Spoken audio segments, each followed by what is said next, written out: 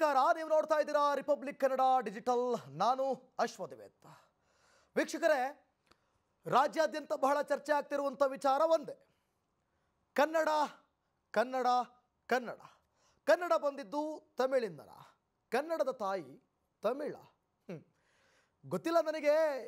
ಎಲ್ಲ ದೊಡ್ಡ ಭಾಷಾ ತಜ್ಞರ ರೀತಿಯಾಗಿ ಬರ್ತಾರೆ, ಯಾವನೋ ಬರ್ತಾನೆ ಸ್ಟೇಟ್ಮೆಂಟ್ ಕೊಡ್ತಾನೆ ಹೋಗ್ತಾನೆ, ಯಾವನೋ ಬರ್ತಾನೆ ಸ್ಟೇಟ್ಮೆಂಟ್ ಕೊಡ್ತಾನೆ ಹೋಗ್ತಾನೆ.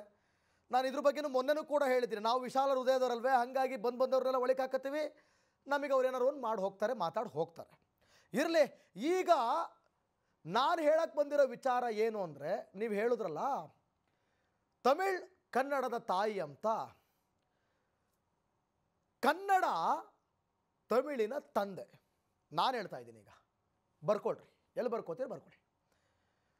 ಕನ್ನಡ ತಮಿಳಿನ ತಂದೆ.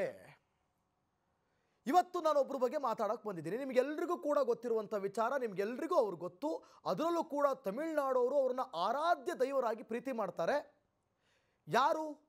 ಪೆರಿಯಾರ್ ರಾಮಸ್ವಾಮಿ ಬಗ್ಗೆ ನಾನು ಇವತ್ತು ಮಾತನಾಡೋದಕ್ಕೆ ಬಂದಿದ್ದೀನಿ. ಪೆರಿಯಾರ್ ರಾಮಸ್ವಾಮಿ ನಿಮಗೆಲ್ರಿಗೂ ಗೊತ್ತಿದೆ, ಕ್ರಾಂತಿಕಾರ, ಚಳುವಳಿಕಾರ, ಸ್ವಾಭಿಮಾನಿ ಚಳುವಳಿಕಾರ, ಸ್ವಾಭಿಮಾನಿ ಕ್ರಾಂತಿಕಾರ. ತಮಿಳುನಾಡಲ್ಲಿ ನಡೀತಿದ್ದಂಥ ಶೋಷಣೆಯನ್ನು ಮೆಟ್ಟಿ ನಿಂತವರು, ಅಲ್ಲಿ ಆಗುತ್ತಿದ್ದಂಥ ದೌರ್ಜನ್ಯವನ್ನು ತಡೆದರು, ಇಂಡೋ ಮತ್ತು ಆರ್ಯನ್ ಅನ್ನುವಂಥ ಒಂದು ಭೇದ ಭಾವ ಹೇರಿಕೆಯನ್ನು ಮೆಟ್ಟಿ ನಿಂತವರು, ವಿರೋಧಿಸಿದವರು ಪೆರಿಯರ್ ರಾಮಸ್ವಾಮಿ. ಯಥೇಚ್ಛವಾಗಿ ಎಲ್ಲರೂ ಅವರನ್ನು ಪ್ರೀತಿ ಮಾಡುವಂಥ ಒಬ್ಬ ವ್ಯಕ್ತಿ. ತಮಿಳುನಾಡಲ್ಲಿ ಪ್ರಮುಖವಾಗಿ ತಮಿಳುನಾಡಿನಲ್ಲಿ ಇದ್ದಂಥ ಒಂದು ಶೋಷಣೆಯನ್ನು, ಅಲ್ಲಿದ್ದಂಥ ದೌರ್ಜನ್ಯವನ್ನು ಮೆಟ್ಟಿ ನಿಂತು ತಮಿಳುನಾಡನ್ನು ಬದಲಾಯಿಸಿದಂಥ ಒಬ್ಬ ಏಕೈಕ ವ್ಯಕ್ತಿ ಅಂದರೆ ಅದು ಪೆರಿಯರ್ ರಾಮಸ್ವಾಮಿ. ಯಾಕಪ್ಪ ಇವ್ರ ಬಗ್ಗೆ ಇವನು ಹೇಳ್ತಾ ಇದ್ದಾನೆ? ವಿತ್ ಪ್ರೂಫ್ ಸಮೇತ ಹೇಳ್ತೀನಿ. ಪೆರಿಯಾರ್ ರಾಮಸ್ವಾಮಿ ಇದ್ದಾರಲ್ಲ, ಪೆರಿಯಾರ್ ರಾಮಸ್ವಾಮಿ ಇವರು ಈರೋಡ್ ವೆಂಕಟಪ್ಪ ರಾಮಸ್ವಾಮಿ ಆಗಿರ್ತಾರೆ. ಯಾಕಂದರೆ ಇವರು ಈರೋಡ್ನಲ್ಲಿ ಜನಿಸ್ತಾರೆ. ಇವರು ಈರೋಡ್ ವೆಂಕಟಪ್ಪ ರಾಮಸ್ವಾಮಿ ಆಗ್ತಾರೆ. ನಿಮಗೆ ಕೆಲವರಿಗೆ ಗೊತ್ತಿರಬಹುದು, ಕೆಲವರಿಗೆ ಗೊತ್ತಿಲ್ಲದೆಯೂ ಇರಬಹುದು. ಪೆರಿಯಾರ್ ರಾಮಸ್ವಾಮಿ ಮೂಲತಃ ಕನ್ನಡದವರು. ಇವರು ಕನ್ನಡ ಬಲಿಜ ಕುಟುಂಬದಲ್ಲಿ ಜನಿಸಿದವರು. 1879 ಸೆಪ್ಟೆಂಬರ್ 17ರಂದು ತಮಿಳುನಾಡಿನ ಈರೋಡ್ನಲ್ಲಿ ಜನಿಸಿರ್ಬೋದು ಇವರು. ಆದರೆ ಇವರ ಮೂಲತಃ ಇವರ ತಂದೆ ಅಪ್ಪಟ ಕನ್ನಡಿಗರು, ಅಪ್ಪಟ ಕನ್ನಡದಲ್ಲಿ ಮಾತನಾಡುತ್ತಿದ್ದಂಥವರು. ಇವರು ಪೆರಿಯಾರ್ ಅಂದರೆ ಅರ್ಥ ಏನು? ತಮಿಳಿನಲ್ಲಿ ಅಥವಾ ತಮಿಳುನಾಡಿನಲ್ಲಿ ಹಿರಿಕ ಅಂತ, ಒಬ್ಬ ಹಿರಿ ವ್ಯಕ್ತಿ ಅಂದರೆ ಒಬ್ಬ ಏನು ಹೇಳ್ತಾರಲ್ಲ, ವ್ಯಾಲ್ಯೂಬಲ್ ವ್ಯಕ್ತಿ, ವ್ಯಾಲ್ಯೂ ಇರೋ ವ್ಯಕ್ತಿ, ಹಿರಿಕ ಅಂತ. ಇವರು ಪೆರಿಯಾರ್ ಆಗಿ ಮುಂದಿನ ಅಂದರೆ ತಮಿಳುನಾಡಿನ ದ್ರಾವಿಡ ಹೋರಾಟಗಳಿಗೆ ಮುನ್ನುಡಿ ಬರೀತಾರೆ ಪೆರಿಯಾರ್ ರಾಮಸ್ವಾಮಿ.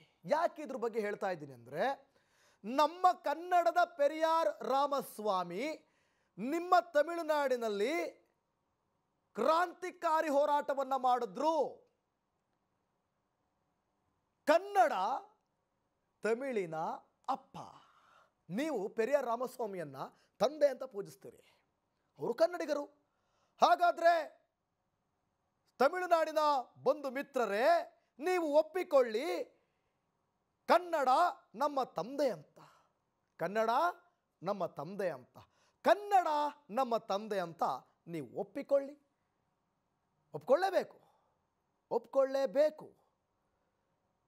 ಆರಾಧ್ಯ ದೈವ ಪೆರಿಯರ್ ರಾಮಸ್ವಾಮಿ ಮೂಲತಃ ಕನ್ನಡ ಬಲಿಜ, ಮತ್ತೆ ನಾನು ಹೇಳ್ತಾ ಇದ್ದೀನಿ, ಕನ್ನಡ ಬಲಿಜ ಕುಟುಂಬದಲ್ಲಿ ಜನಿಸಿದವರು.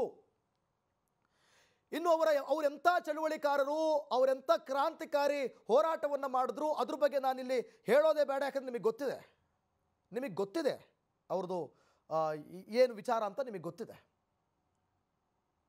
ಸೊ ಹೀಗಿರುವಾಗ ಒಪ್ಪಿಕೊಳ್ಳಿ, ಕನ್ನಡ ತಮಿಳಿಗರ ತಂದೆ, ಅಪ್ಪ. ನಿಮ್ಮೆಲ್ಲರ ಅಪ್ಪ ನಮ್ಮ ಕನ್ನಡಿಗರು, ಕನ್ನಡ. ಇರಲಿ, ಕಮಲ್ ಹಾಸನ್ ಅವರೇ, ಫಸ್ಟ್ ಆಫ್ ಆಲ್ ಕ್ಷಮೆ ಕೇಳೋದಿಲ್ಲ ಅಂತ ರೀ. ಯಾಕ್ರಿ ಕ್ಷಮೆ ಕೇಳಬೇಕು? ಅವನ ಹತ್ರ ಏನ್ರಿ ಕ್ಷಮೆ ಕೇಳಿ ಅಂತ ನೀವೆಲ್ಲ ಒದ್ದಾಡ್ತಾ ಇರೋದು? ಏನು ಕ್ಷಮೆ ಕೇಳಿದ್ಬಿಟ್ರೆ ಎಲ್ಲ ಸರಿ ಹೋಗ್ಬಿಡುತ್ತಾ? ಕ್ಷಮೆ ಕೇಳಿಬಿಟ್ರೆ ಎಲ್ಲ ಸರಿ ಹೋಗುತ್ತೇನ್ರಿ? ಯಾಕ್ರಿ ಅವ್ರ ಹತ್ರ ಕಾಲಿಡಬೇಕು? ಕ್ಷಮೆ ಕೇಳಿ ಅಂತ. ಕ್ಷಮೆ ಕೇಳಿದ್ರೆ ಇವರ ಮನಸ್ಥಿತಿ ಬದಲಾಗುತ್ತೇನ್ರಿ? ಅವರ ಮನಸ್ಥಿತಿ ಯಾವುದೇ ಕಾರಣಕ್ಕೂ ಬದಲಾಗೋದಿಲ್ಲ. ಅವರ ಮನಸ್ಥಿತಿ ಅದೇ ಮನಸ್ಥಿತಿ. ಕಮಲ್ ಹಾಸನ್ ಪ್ರೀತಿಯಿಂದ ಹೇಳಿದ್ರಂತೆ ಏನಂತ ಹೇಳಿದ್ರಂತೆ? ತಮಿಳಿನಿಂದ ಹುಟ್ಟಿದ್ದು ಕನ್ನಡ ಅಂತ ಪ್ರೀತಿಯಿಂದ ಹೇಳಿದ್ರಂತೆ. ಅಯ್ಯೋ ಕಮಂಗಿ ಕಮಲ್ ಹಾಸನ, ಏನು ಥೋ ಚೀ ಏನು ಆ್ಯಕ್ಟಿಂಗ್ ಮಾಡ್ತೀರಿ ಯಾವ ಕಮಂಗಿ ಕಮಲ್ ಹಾಸನ? ಥೋ, ನೀವು ನಮ್ಮ ಡಾಕ್ಟರ್ ರಾಜ್ಕುಮಾರ್ ಮುಂದೆ ಏನು ನಿಮ್ಮ ಆ್ಯಕ್ಟಿಂಗ್ ಎಲ್ಲ ಚೆನ್ನಾಗಿಲ್ಲ. ಕಮಂಗಿ ಕಮಲ್ ಹಾಸನ ಅಂತ ನಾನು ಪ್ರೀತಿಯಿಂದ ಹೇಳೋಕ್ಕಾಗುತ್ತೆ? ಪ್ರೀತಿಯಿಂದ ಹೇಳಿದ್ರೆ ನೀವು ಒಪ್ತೀರೇ? ಇಲ್ಲ. ಒಪ್ತೀರಾ? ಪ್ರೀತಿಯಿಂದ ನಾವೇನಾದರೂ ಮಾತನಾಡಿದ್ರೆ ಈ ರೀತಿ ಒಪ್ತೀರಾ? ಕೊಂಗೇಶ್ವರ ಅಂತ ಹೇಳಿದ್ರೆ ಪ್ರೀತಿಯಿಂದ ಒಪ್ತೀರಾ? ಆಗಲ್ಲ. ನಿಮ್ಮ ಕೈಲಿ ಆಗಲ್ಲ. ಹಾಗಾಗಿ ದಯವಿಟ್ಟು ಕನ್ನಡ ಪರ ಹೋರಾಟಗಾರರಿಗೆ ನಾನು ಏನು ಹೇಳ್ತೀನಿ ಅಂತಂದರೆ, ನಮ್ಮ ಕನ್ನಡದ ಗತ್ತು ಅದು ಯಾವತ್ತಿಗೂ ಬದಲಾಗಲ್ಲ. ಅದು ಎಂದೆಂದು ಕನ್ನಡವೇ. ಆಮೇಲೆ ನಾನು ಮತ್ತೊಂದು ವಿಡಿಯೋದಲ್ಲಿ ಹೇಳ್ತೀನಿ ನಿಮಗೆ ಇನ್ನೊಂದು ವಿಷಯ ಗೊತ್ತಾ? ಇವತ್ತು ಕನ್ನಡ ತಮಿಳಿನ ಅಪ್ಪ ಅಂತ ಹೇಳಿದ್ದೀನಿ. ನಮ್ಮ ರಾಜ್ಯದ ಮತ್ತೊಂದು ಭಾಷೆ ಯಾವುದು? ನಮ್ಮ ರಾಜ್ಯದ ಮತ್ತೊಂದು ಭಾಷೆ ತುಳುವಿನಿಂದ ತಮಿಳು ಹುಟ್ಟಿದ್ದು ಅಂತ ನಾನು ತೋರಿಸ್ತೀನಿ. ನನ್ನ ಹತ್ರ ಇದೆ ಕನ್ನಡ ಪಠ್ಯದಲ್ಲಿ ಒಂದು ವಂಶವೃಕ್ಷವೇ ಇದೆ ಅದರದ್ದು. ತುಳುವಿನಿಂದ ತಮಿಳು ಹುಟ್ಟಿದ್ದು ಅಂತ ನಾನು ಹೇಳಿದ್ರೆ ನೀವು ಒಪ್ತೀರಾ?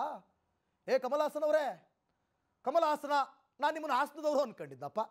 ಪ್ರೀತಿಯಿಂದ ಕಮಲ್ ಹಾಸನ್ ಅವರೇ, ನೀವು ಹಾಸನದವರು, ನೀವು ಹಾಸನದ ಮಗ, ನಿಮ್ಮ ತಾಯಿ ಹಾಸನ, ಕರ್ನಾಟಕದ ಹಾಸನ ಅಂತ ಪ್ರೀತಿಯಿಂದ ಹೇಳ್ತೀನಿ.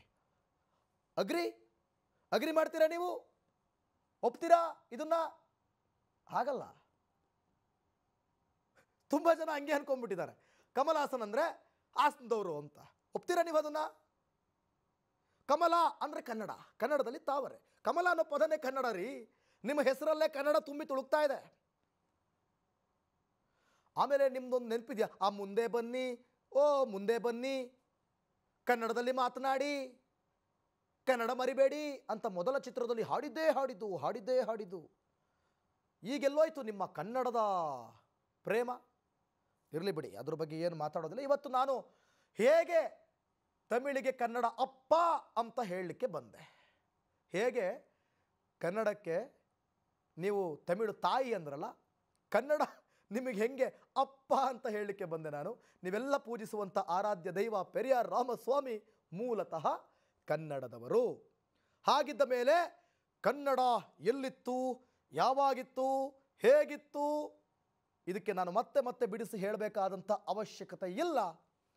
ಮತ್ತೊಮ್ಮೆ ನೀವು ಇದರ ಬಗ್ಗೆ ಸರ್ಚ್ ಮಾಡಿ, ವಿಚಾರಣೆ ಮಾಡಿ, ತಿಳ್ಕೊಳ್ಳಿ, ಚರ್ಚೆ ಮಾಡಿ, ಎಲ್ಲವನ್ನು ಕೂಡ ಮಾಡಿ. ಆಮೇಲೆ ತುಳುವಿನಿಂದ ತಮಿಳು ಹುಟ್ಟಿದ್ದು ಅನ್ನೋದಕ್ಕೆ ನಾನು ಬರ್ತೀನಿ. ರಮ್ಯಾ ಅವ್ರ ಟಾಪಿಕ್ ಇಟ್ಕೊಂಡ್ಬರ್ತೀನಿ. ರಮ್ಯಾ ಅವರು ಬರ್ತೀನಿ, ಅದನ್ನು ಮತ್ತೊಂದು ವಿಡಿಯೋದಲ್ಲಿ ಹೇಳ್ತೀನಿ. ನಿರಂತರವಾಗಿ ನೀವು ನಮ್ಮ ರಿಪಬ್ಲಿಕ್ ಕನ್ನಡ ಡಿಜಿಟಲನ್ನು ವೀಕ್ಷಣೆ ಮಾಡಿ, ಎಲ್ಲರೂ ಕೂಡ ಸಬ್ಸ್ಕ್ರೈಬ್ ಮಾಡಿ, ಶೇರ್ ಮಾಡಿ. ಇನ್ನಷ್ಟು ಇಂಟ್ರೆಸ್ಟಿಂಗ್ ಇದೇ ರೀತಿಯ ಮಾಹಿತಿಗಳನ್ನು ನಿಮ್ಮ ಮುಂದೆ ಇಡ್ತೀನಿ. ಅಲ್ಲಿವರೆಗೂ ನೋಡ್ತಾ ಇರಿ ರಿಪಬ್ಲಿಕ್ ಕನ್ನಡ. ಇದು ನಿಮ್ಮ ಧ್ವನಿ. ನಮಸ್ಕಾರ.